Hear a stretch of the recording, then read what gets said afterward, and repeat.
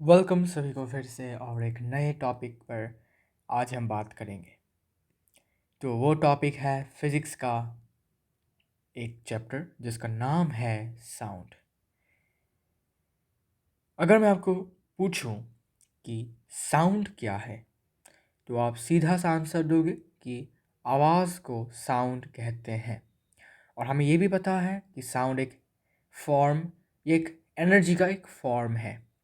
Okay, ये हमें कैसे पता चला एक एनर्जी है? क्योंकि हमने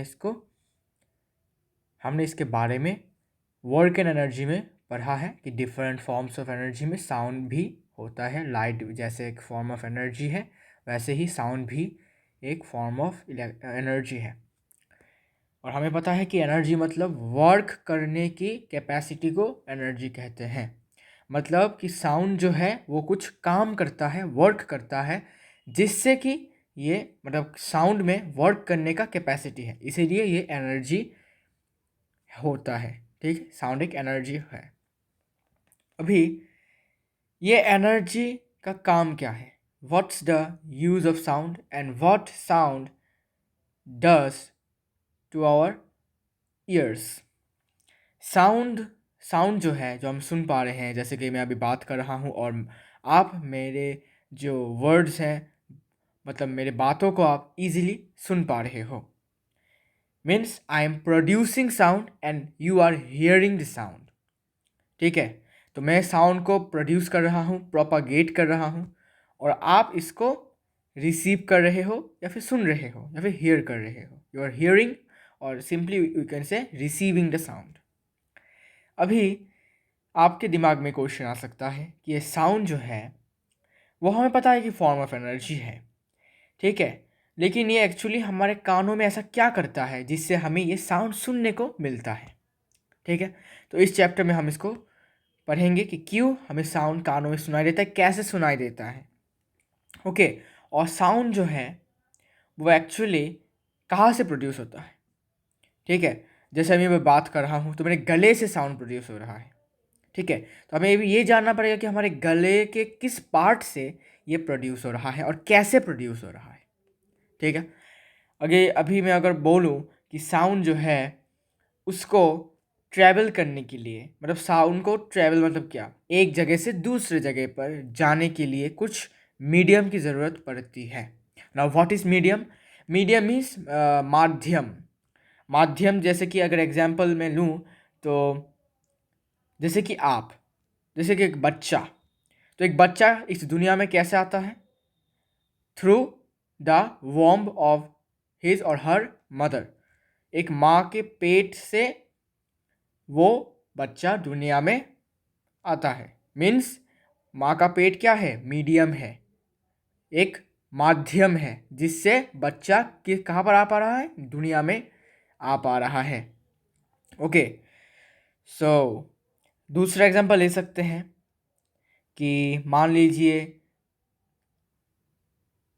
अच्छा सा एक एग्जांपल, सॉरी कॉल आया था। मैं बात कर रहा था कि साउंड को ट्रैवल करने के लिए एक मीडियम की ज़रूरत पड़ती है, माध्यम की ज़रूरत पड़ती है, जैसे मैंने एग्जांपल बोला।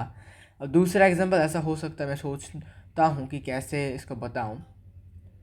अच्छा, पानी, वाटर। तो अगर मैं आपको बोलूँ कि एक बकेट में या फिर एक टैंक में, ठीक है, मेटल का एक टैंक है, आयरन का एक टैंक है, वहाँ पर पानी है। अभी आपको क्या करना है कि उस टैंक से आपको पानी हर घर में पहुँचाना है। ठीक है, so now the question arises कि पहुँचेगा कैसे पानी? उस टैंक से पानी हर घर में पहुँचेगा कैसे? तो अभी हमें क्या चाहिए? एक माध्यम चाहिए। माध्यम मतलब जिसके द्वारा हम पानी को क्या कर सकते हैं? हर घर में पहुंचा सकते हैं। फॉर एग्जांपल, अगर हम पाइप का इस्तेमाल करते हैं, ठीक है, तो हम क्या कर सकते हैं? पाइप का इस्तेमाल करके हम हर घर में क्या पहुंचा सकते हैं? पानी को पहुंचा सकते हैं। तो यहाँ पर हमने किसके माध्यम से पानी को पहुंचाया है हर घर में? पाइप के माध्यम से। So pipe is the medium. Okay, pipe is the medium. वैसे ही साउंड को भी ट्रेवल करने के लिए एक मीडियम चाहिए होता है, और वो मीडियम है एयर, वाटर या फिर सॉलिड। ठीक है, मतलब दूसरे वर्ड्स में गैस, लिक्विड और क्या चाहिए, सॉलिड चाहिए होता है, जिससे कि हमें क्या, साउंड एक जगह से दूसरी जगह आ सके या फिर जा सके। तो एयर, वाटर, सॉलिड, ये तीनों माध्यम या फिर मीडियम इम्पॉर्टेंट है। किसके लिए, साउंड के लिए। अभी आपके दिमाग में क्वेश्चन आ सकता है कि अगर ये तीनों मीडियम ना हो, एब्सेंट हो, तब क्या होगा, तब क्या साउंड पास होगा, क्या साउंड तब भी हमें सुनाई देगा। ठीक है, तो इसका आंसर होगा नहीं। क्यों? क्योंकि साउंड जो है उसको पार होने के लिए, कहीं से कहीं जाने के लिए एक मीडियम की ज़रूरत हमेशा पड़ता है। ओके, और अगर आप साउंड को मीडियम प्रोवाइड नहीं करते हो तो साउंड एक जगह से दूसरी जगह नहीं जा पाता। ओके, तो इसीलिए इससे एक रियल लाइफ एग्जांपल मैं आपको बता सकता हूँ। कैसे? स्पेस। आपको पता है कि स्पेस में क्या रहता है, वैक्यूम। और वैक्यूम मतलब क्या होता है, वैक्यूम मतलब absence of air, water, everything. Okay, absence of air, okay, not water, absence of air. तो जहाँ जिस जगह पर हवा नहीं होता है उस जगह को हम क्या कहते हैं, वैक्यूम। ओके, तो अगर साउंड को वैक्यूम से पास या फिर ट्रैवल करने को बोला जाए तो साउंड सरासर मना कर देगा। क्यों भाई? क्योंकि वैक्यूम क्या है, वैक्यूम कोई मीडियम है ही नहीं। Vacuum is not a medium. Vacuum means absence of air, मतलब एयर क्या है, मीडियम, और एब्सेंस ऑफ एयर मतलब क्या, simply absence of medium. Okay, तो साउंड कभी भी वैक्यूम से पास नहीं हो पाता। ठीक है, इसीलिए स्पेस में जितने भी एक्सप्लोजिव साउंड्स, या फिर कह सकते हो कि एक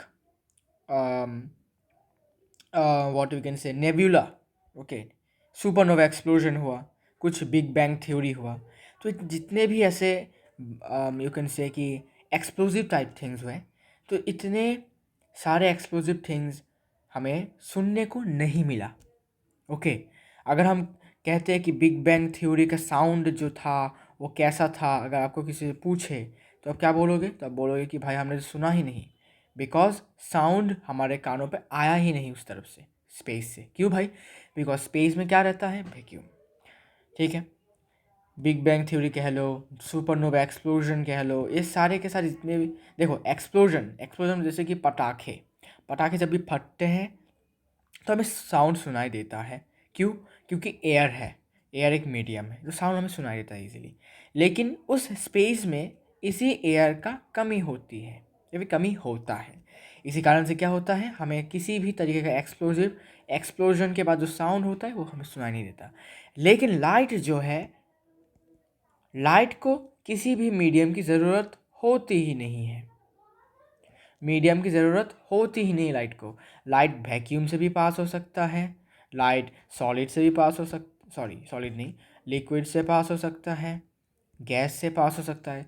और सॉलिड, अगर सॉलिड ओपेक हो, मतलब लाइट को पास ना करने दे, तो ये नहीं पास होगा। अगर ट्रांसलूसेंट हो तो थोड़ा सा पास होगा, और अगर ट्रांसपेरेंट हो तो टोटल पास होगा। ठीक है, तो लाइट एक ऐसा फॉर्म ऑफ एनर्जी है जिसको किसी भी मीडियम की ज़रूरत नहीं होती है, तो वो वैक्यूम में भी जा सकता है। जैसे कि सूरज के जो किरणें होते हैं वो हमारे अर्थ तक आ सकते हैं।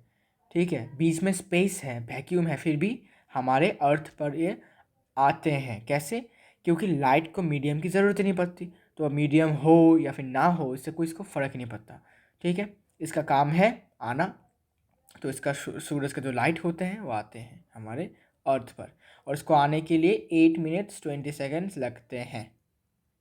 Okay, so this is about the intro of sound.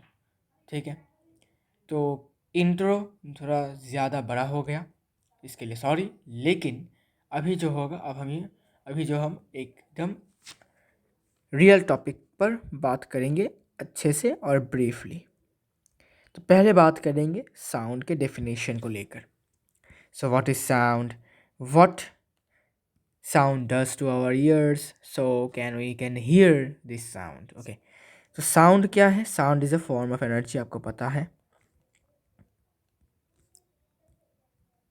Sound is a form of energy which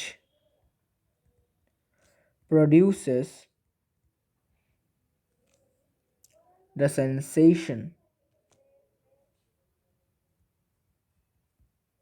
sensation of hearing in our ears. तो इस डेफिनेशन से हमें ये पता चला कि साउंड क्या है? एक एनर्जी का फॉर्म है जो क्या करता है? एक सेंसेशन प्रोड्यूस करता है, एक एहसास दिलाता है। एहसास, ओके, वन काइंड ऑफ अनुभव। एहसास कराता है, फील करवाता है। क्या फील करवाता है? सुनने का फील करवाता है। किसी भी टाइप के एनर्जी, सॉरी, किसी भी टाइप के आवाज़ को सुनने की या फिर महसूस करवाने की एहसास करवाता है। कौन? साउंड, हमारे कानों में। ठीक है, हियरिंग, सुनने के एहसास को। ठीक है, किसी भी तरीके के आवाज़ को सुनने के एहसास को ही हम बोलते हैं साउंड। ओके, और ये साउंड क्या करता है? एक सेंसेशन, एक एहसास करवाता है। ठीक है, इसके बाद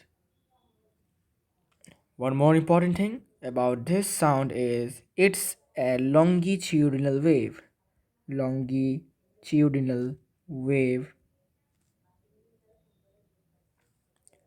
that is created by a vibrating body. तो साउंड क्या है? एक लॉन्गिट्यूडिनल वेव है। अभी लॉन्गिट्यूडिनल वेव एक नया टर्म है आपके लिए। तो लॉन्गिट्यूडिनल वेव पढ़ने से पहले हमें ये पढ़ना पड़ेगा कि वेव क्या है। वेव मीन्स लहर। ओके, तो साउंड क्या है? एक लॉन्गिट्यूडिनल वेव है, लहर है। कैसे तरीके का लहर है? लॉन्गिट्यूडिनल तरीके का लहर है, जो कहाँ से प्रोड्यूस होता है या फिर कहाँ से क्रिएट होता है? एक वाइब्रेटिंग बॉडी से क्रिएट होता है। वाइब्रेट मतलब क्या है, इससे पहले जानेंगे। वाइब्रेट मतलब, अगर आपने साउंड चैप्टर को पढ़ा है बहुत क्लास 8 में, तो आपको पता होगा कि वाइब्रेशन या फिर वाइब्रेट मतलब rapid to and fro motion, या फिर back and forth motion. To and forth या फिर और बैक एंड फोर्थ मोशन। अभी टू एंड फ्रो या फिर बैक एंड फोर्थ का एक ही मतलब है। क्या मतलब है भाई? मतलब ये है कि जल्दी जल्दी आगे पीछे होना। आगे पीछे होना, जैसे कि मान लीजिए ये एक, okay, this is one object, तो इसको रैपिडली बैक एंड फोर्थ करेंगे ऐसे।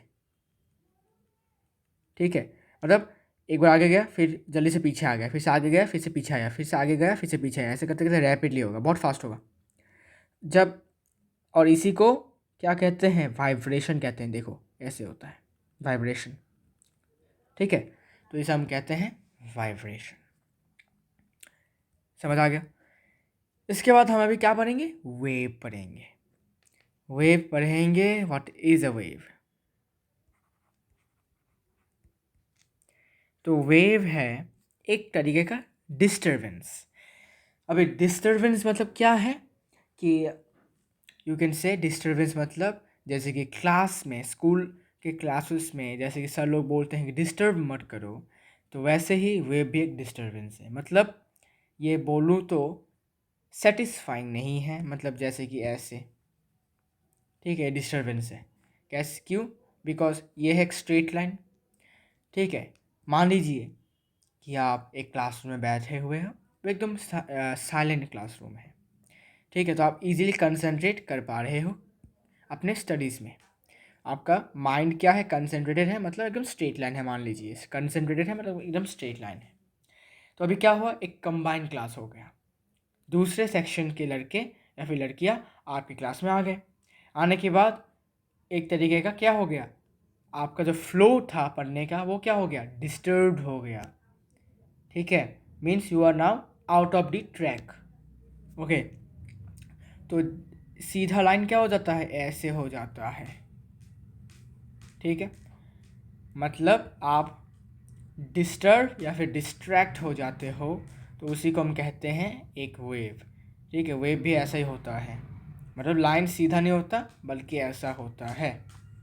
Okay, so now what's the definition of wave?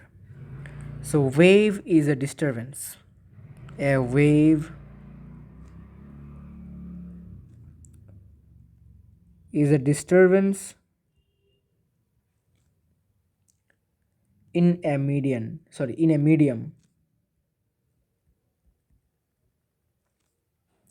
due to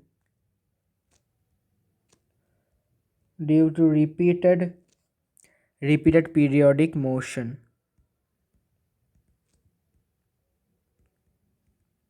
Repeated periodic motion of particles about their mean position.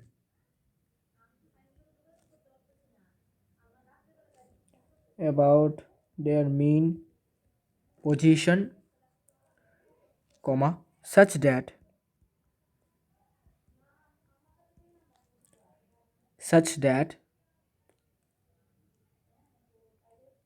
this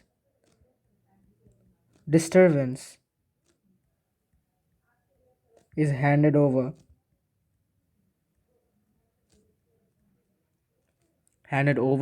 from one particle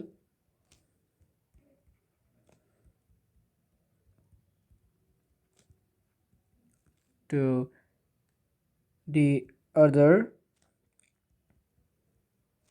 without the actual motion of the medium.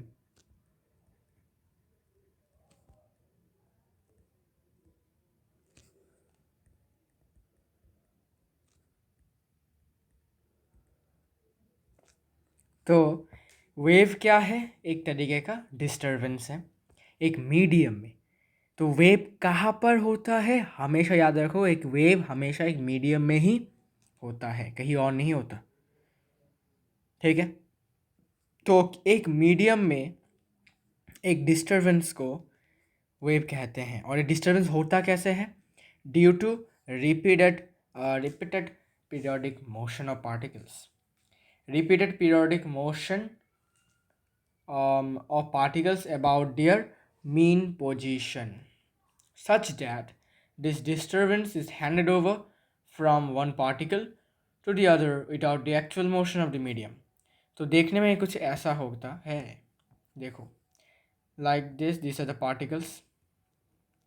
ठीक है, ये particles है। तो एक particle ऐसे to and fro move करता जाता है पीरियोडिक तरीके से। पीरियोडिक मोशन मतलब क्या, ऐसे ऐसे ऐसे ऐसे ऐसे ऐसे। ठीक है, जैसे पेंडुलम कैसा होता है, ये बॉब है, ये पहले ऐसे जाता है, फिर ऐसे आता है, फिर ऐसे आता है, फिर ऐसे आता है। वैसे ही इसमें ऐसा होता है periodic motion, back and fourth ऐसे ऐसे होता है। तो अभी ऐसा होते होते क्या होता है, देखो, ये पार्टिकल है एक, ये ऐसे ऐसे करता है मूव, फिर अभी इसमें क्या आ जाता है, काइनेटिक एनर्जी आ जाता है। ठीक है, बिकॉज ऑफ इट्स मोशन। तो काइनेटिक एनर्जी आ जाता है, फिर ये अपना जो एनर्जी है ट्रांसफ़र कर देता है। कैसे ट्रांसफ़र करता है, इस वाले पार्टिकल पर, और ये पार्टिकल भी ऐसे मूव करना स्टार्ट कर देता है। ओके, पीरियोडिक तरीके से जैसे पहले वाला कर रहा था। फिर अभी ये जो पार्टिकल है ये अपना काइनेटिक एनर्जी दूसरे पार्टिकल को ट्रांसफ़र कर देता है। मतलब अभी ये वाला पार्टिकल ऐसे मूव करेगा। ओके, तो ऐसे करते करते करते सारे के सारे पार्टिकल्स क्या करेंगे, मूव करेंगे। ठीक है, मतलब पहले देखो, फर्स्ट ऑफ ऑल एन कौन सा वाला मूव कर रहा था? फर्स्ट ए मूव कर रहा था, फिर ए ने बी को अपना एनर्जी ट्रांसफ़र किया, फिर बी ने सी को, फिर सी ने डी को, ऐसे करते करते करते लास्ट में एच के पास एनर्जी आ गया। ठीक है, तो अभी मेरे को बताओ कि क्या इसमें जो मान लीजिए अभी मीडियम है, मीडियम कौन सा है? मान लीजिए ये मीडियम है। ठीक है, ये मीडियम है, बॉक्स जैसे एक मीडियम है। तो क्या मुझे क्लियरली बताओ कि क्या ये मीडियम, ये जो बॉक्स है, इसने मूव किया अपनी जगह से? तो आप बोलोगे नहीं भाई, हमने तो देखा कि ये जो पार्टिकल्स हैं इन्होंने बैक एंड फोर्थ मूव करके फिर यहाँ से इस वाले पॉइंट से जो है डिस्टरबेंस या फिर बोल सकते हो एक तरीके का एनर्जी कहाँ पर चला गया? इस तरफ चला गया, और ये मीडियम जो था अपनी जगह पर ही था। ठीक है, तो इसी को हम कहते हैं वेव। कि वेव जो है एक डिस्टरबेंस होता है, ऐसे करके डिस्टरबेंस होता है, लाइक दिस, कि ऐसा ऐसा डिस्टरबेंस होता है। तो ये डिस्टरबेंस जो है, ये पहला वाला पार्टिकल अपना डिस्टरबेंस दूसरे पार्टिकल को ट्रांसफ़र कर देता है, दूसरे वाले पार्टिकल को ट्रांसफ़र कर देता है, फिर यही दूसरा पार्टिकल तीसरे पार्टिकल को अपना डिस्टरबेंस ट्रांसफ़र कर देता है। ऐसे करते करते करते सारे के सारे पार्टिकल्स, मतलब एक जगह से डिस्टरबेंस दूसरी जगह पर पहुंच जाता है। ओके, सो आई होप आपको समझ में आया होगा कि वेव एक तरीके का डिस्टरबेंस होता है, जिसमें एक मीडियम में डिस्टरबेंस होता है, और होता क्यों है? रिपीटेड पीरियोडिक मोशन के लिए होता है, और किसके? पार्टिकल्स के। और ये अपने मीन पोजीशन से मूव करते हैं। ठीक है, मीन पोजीशन से मूव, ऐसे जाते हैं, फिर ऐसे जाते हैं, फिर ऐसे जाते हैं, फिर ऐसे जाते हैं, ऐसा होता है। ओके, मतलब अपने पोजीशन में रहकर ये मूव करते हैं। ऐसा नहीं कि भाई ये पार्टिकल यहाँ चला गया फिर से यहाँ आ गया, ऐसा नहीं। अपने पोजीशन में, अपने ओरिजिनल पोजीशन में रहकर ये बैक एंड फोर्थ मूव करता है। ओके, और ये जो डिस्टरबेंस होता है एक पार्टिकल से दूसरे पार्टिकल में चला जाता है ऐसे, और मीडियम का कोई मोशन नहीं होता, मीडियम स्थिर रहता है। ओके, जैसे मैंने आपको दिखाया। तो ये था वेव। अभी वेव जो है तीन तरीके के होते हैं wave. Now what are the types of waves? तो वेव्स के जो टाइप हैं, पहले तो 3 types of waves are there, like that. पहला, सॉरी, पहला है, और ये दूसरा, और ये तीसरा। सो फर्स्ट है इलेक्ट्रो नहीं, मैकेनिकल वेव से शुरू करते हैं। पहला है mechanical wave. Okay, so first is mechanical wave. फिर दूसरा है इलेक्ट्रोमैग्नेटिक वेव।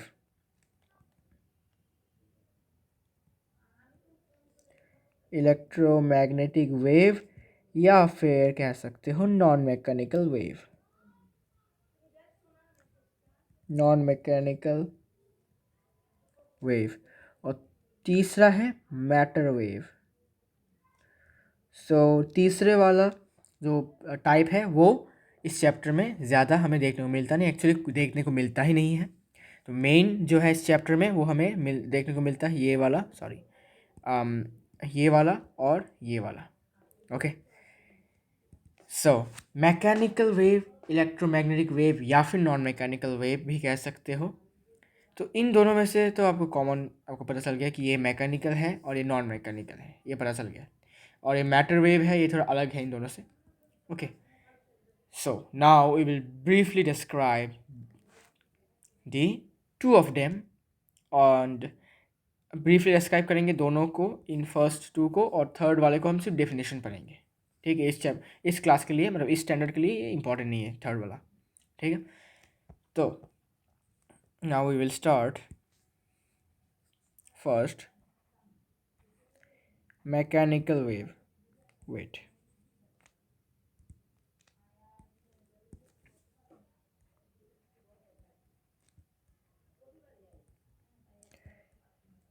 Mechanical wave. अभी मैकेनिकल वेव का डेफिनेशन क्या है? तो वेव आपको पता है एक डिस्टर्बेंस है। सो a mechanical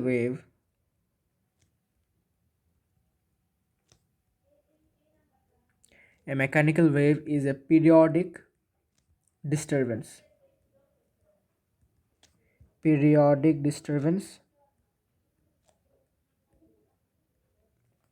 disturbance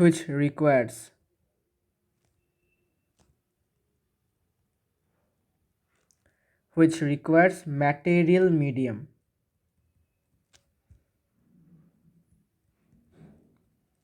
material medium for its propagation.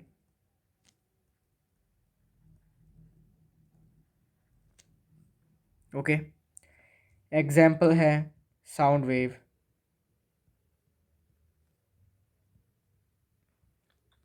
फिर wave on water surface,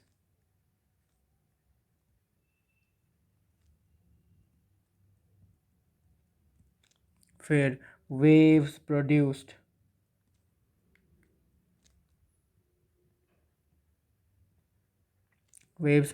in a stretched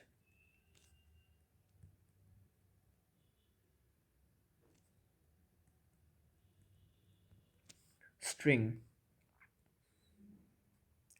तो ये थे मैकेनिकल वेव का डेफिनेशन। तो डेफिनेशन से क्या समझ में आ रहा है हमें कि मैकेनिकल वेव एक पीरियोडिक डिस्टर्बेंस है। पीरियोडिक डिस्टर्बेंस मतलब एकदम यू कैन से कि यूनिफॉर्म। ओके, यूनिफॉर्म पीरियोडिक या फिर uniform disturbance which requires a material medium for its propagation। जैसे कि ये एक दिखने में ऐसा होता है। ओके, इसे हम कहते हैं मैकेनिकल वेव या फिर we can say it is a sound wave. तो साउंड वेव जो है एक मैकेनिकल वेव का ही एग्जाम्पल है। तो साउंड वेव कैसा होता है कि ऐसा होता है साउंड वेव, ठीक है। It can be sound wave और it can be like that. Okay, इसको मैं बाद में एक्सप्लेन करूँगा ठीक से।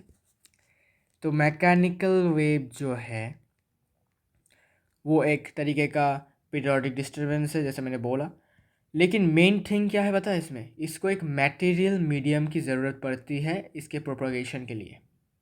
प्रोपगेशन मतलब एक जगह से दूसरी जगह पर जाने के लिए। ओके, तो इसके प्रोपगेशन के लिए इसको एक मीडियम की ज़रूरत पड़ती है। मतलब मीडियम की ज़रूरत किस किस को पड़ती है, मैंने बोला साउंड को। इसका मतलब क्या हो गया कि मैकेनिकल वेव है क्या, एक साउंड एक मैकेनिकल वेव है। ओके, नाउ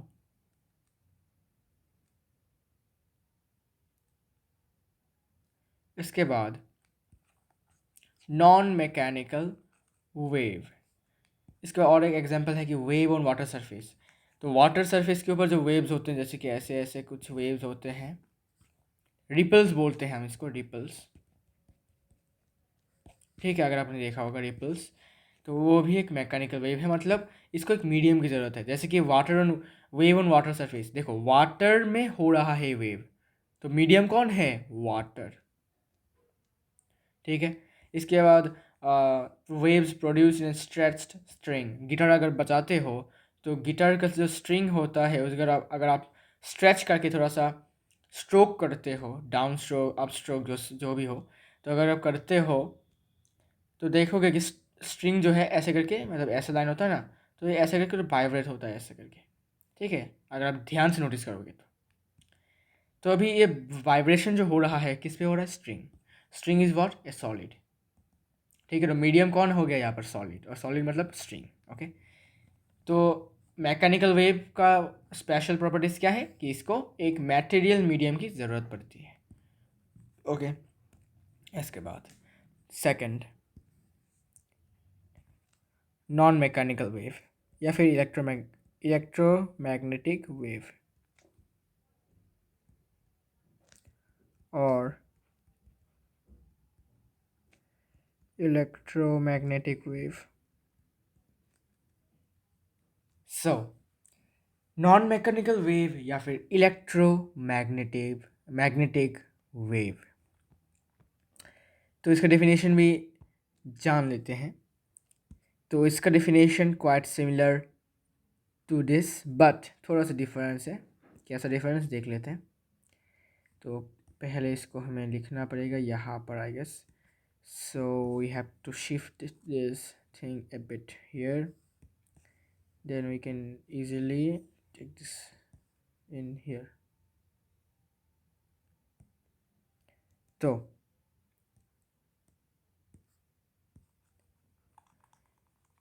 एक नॉन मैकेनिकल वेव जो है, इसका तो डिफरेंस होता है इसमें। रुको, मैं अभी चेंज कर देता हूँ।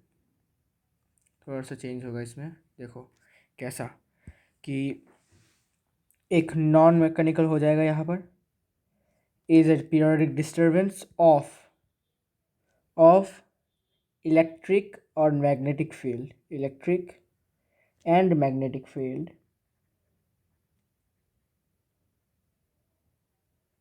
which does not require, okay, इसमें हो जाएगा which does not require।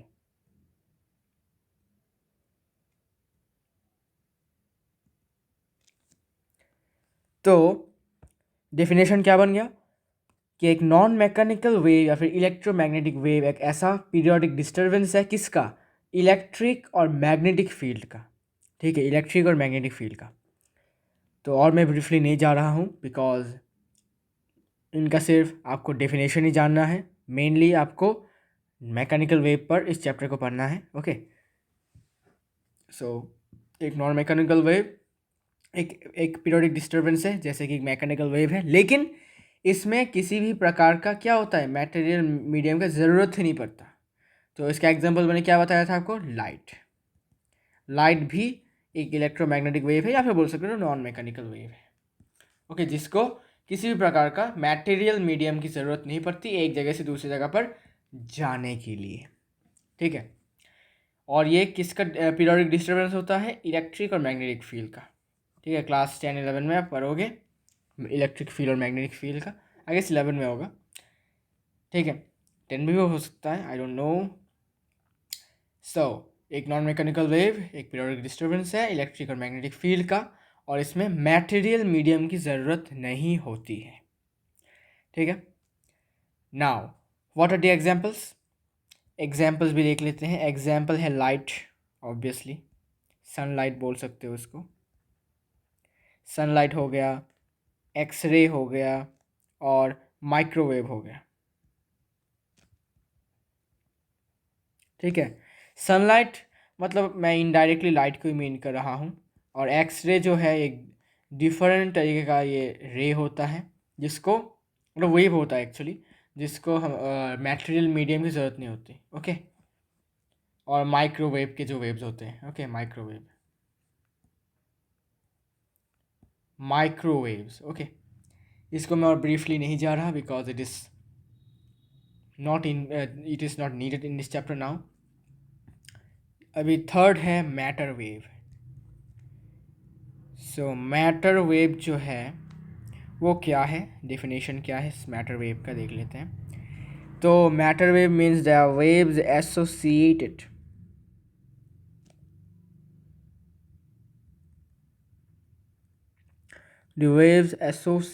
with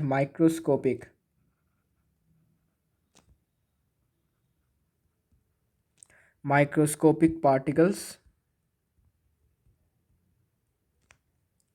such as protons,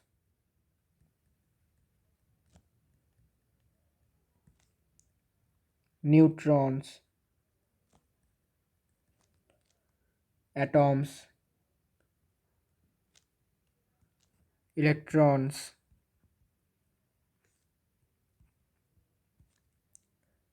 molecules, etc. etc. when they are in motion.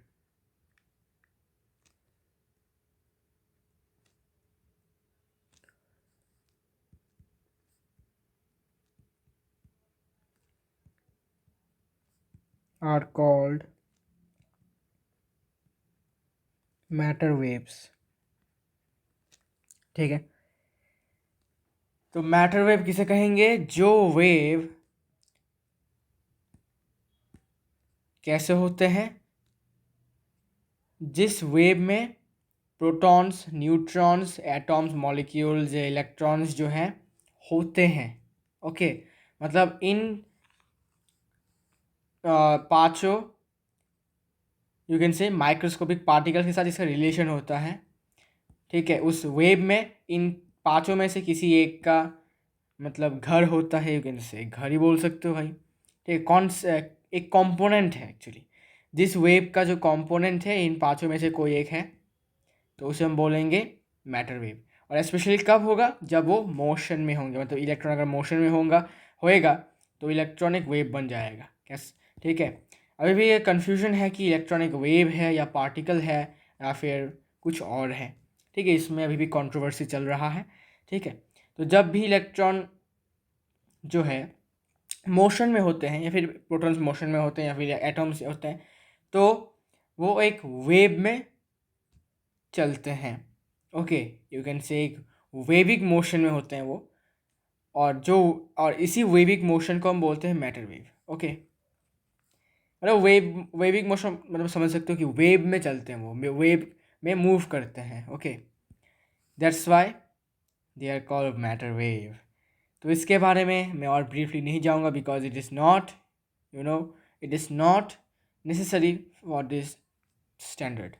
अभी मैटर वेव को कभी कभी डी ब्रॉगली वेव भी बोला जाता है।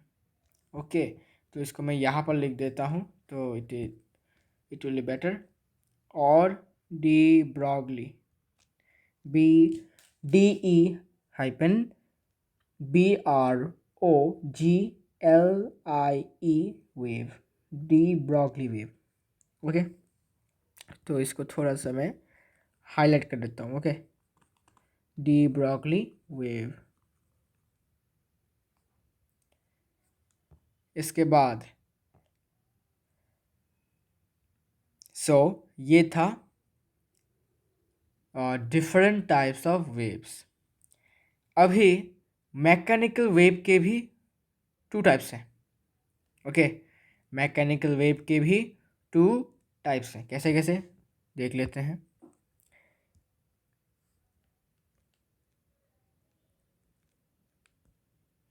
Mechanical wave,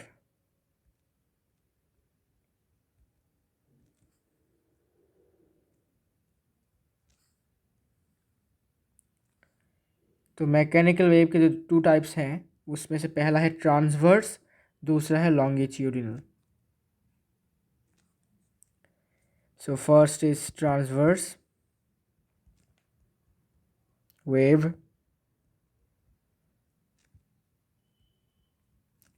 second is longitudinal wave।